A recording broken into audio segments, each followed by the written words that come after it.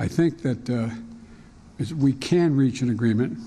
As I've told you, and you may be aware, you've seen it, we have provided for a proposal that would cut $1 trillion off the baseline spent from the year before by just agreeing to deal with what was initially offered. And secondly, we're in a situation where let me put it this way. If you all were doing your budget at home and you said, okay, we have to make some cuts, would you only look at the spending, or would you also look at your income, what was coming in the door, to determine what you could afford? And so part of what I've been arguing from the beginning is the need to consider the tax structure as well as cutting spending. I'm willing to cut spending, and I propose cuts in spending of over $1 trillion. But I believe we have to also look at the tax revenues. The idea that my Republican colleagues want to continue the $2 trillion tax cut that had profound negative impacts on the economy from the Trump administration, the fact that we've provided for the number, we got a lot of input from serious economists and former administration officials in both parties that we need more people who are qualified to be able to look at the tax returns of the 1,000 billionaires in America. Very complicated stuff. It's estimated that if we had the appropriate number of tax personnel, that we would save somewhere between, we would generate somewhere between $200 billion and $400 billion in tax revenue. And there's a lot of other, for example, the idea that we're, in terms of taxes, that they refuse to, for example, I was able to balance the budget and pass everything from the global warming bill. Anyway, I was able to cut by $1.7 billion in the first 2 years the deficit that we were accumulating. And because I was able to say to it that the 55 corporations in America that made $400 billion, or $400 billion, that they pay zero in tax, zero. And so we said you got to pay a minimum of 15% taxes. What a horrible thing! You're paying more than 15% in taxes, every one of you out there. And so guess what? We not only balanced the budget, we were able to reduce the deficit by $1.7 billion. And so there's a lot of things that they refuse to look at in terms of tax generation, as well as what kind of people we're going to increase taxes for. And like I said, we're now down to, we went from roughly 740 billionaires to about 1,000 billionaires in America. They're paying an average tax rate of 8%. Raise your hand if you want to pay 8% only. I think you'd all be ready to do that.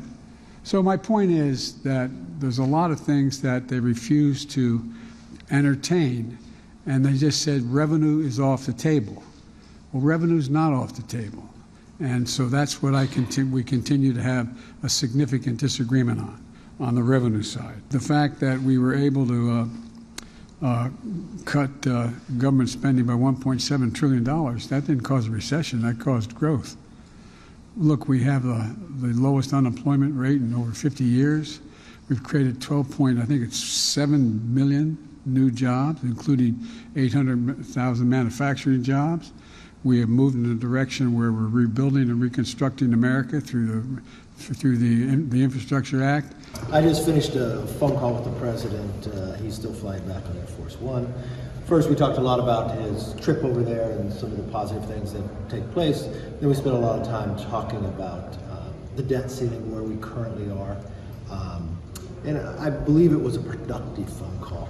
And so at the end of the phone call, what we agreed to do is we're going to have Congressman Garrett Graves and Patrick McHenry get back together with, he's going to ask his team, get back together so we can walk them through literally what we've been talking about. I think some of the challenges here, they might not completely understand how we're coming about this. And so he can get a better briefing. It's kind of hard when he was overseas to be briefed on this, on the other stuff that he's doing. And then when he gets back, he'll get back late tonight. I told him we don't have to meet in the morning, let him have some sleep. And then we agreed that he and I are going to get together tomorrow later in the afternoon. We'll work out that time too and see where we can come.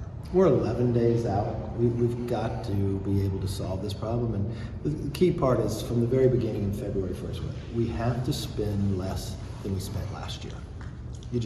Every household in America would do that. We got to find ways that we can bring savings back, the COVID money. There's ways that we can make our economy stronger, curb inflation, and those are the things that we've been talking about. Having passed the bill, Limit, Save, Grow, I think was an excellent bill. And be truthful, we wouldn't be at the table today had we not been able to do that. If the Senate had acted, it would have been a little different too. But right now, this is where we're at. We want to get this done. We've got to come to an agreement, but we also legislatively have to pass it. And so we want to try to find those barriers. I think our discussion, my discussion with the president, I think was productive. And look, he's sitting on Air Force One. He'd been sitting in meetings with other world leaders, and it's hard to try to get that update as we're going across there. I think we can solve some of these problems if he understands what we're looking at. But I've been very clear to him from the very beginning. We have to spend less money than we spent last year. Can I ask you about the whole 14th Amendment issue? He says he has the authority now to do it, but he doesn't want to do that. Did you discuss this with him at all? I didn't discuss it, but I don't believe that has any that has any bearing or that has any capability of using it. And can I ask you, hold on, if you don't get an agreement by this week, will you do a short-term extension or something? Look, you would all ask me, what if I don't get elected leader or speaker, right? I've been 15 rounds. One thing about me is I'll stay with you. We're going to get something done. Did you all talk about specific items that are keeping you all apart and how Yeah. y'all closer together? No, and it was from that tone. He walked through some of the things that he's still looking at. He's hearing from his members. I walked through things that I'm looking at, and what I'm looking at are where our differences are and how could we solve those. And I felt that part was productive. But look, there's no agreement. We're still apart. The agreement would be, let's get our teams back together so everybody clearly understands what we're talking about, what they're talking about. Let them brief up the president, let him get some sleep, and then he wanted to get together personally tomorrow, and I agreed to that. We'd do that tomorrow afternoon sometime.